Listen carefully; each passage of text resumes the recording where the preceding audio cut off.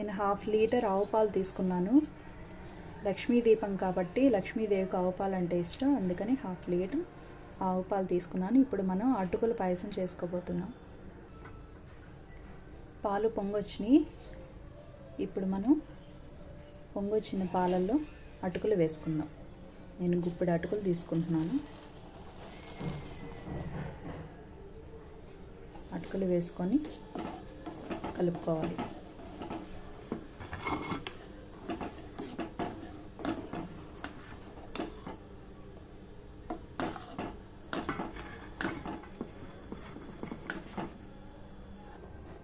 అటుకులు బాగా ఉడికాక మనం సరిపడినంత బెల్లం వేసుకోవాలి.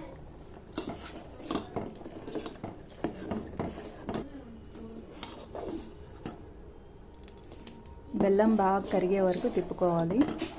కరిగిన తర్వాత మనకి అటుకుల పాయసం రెడీ అయిపోయింది.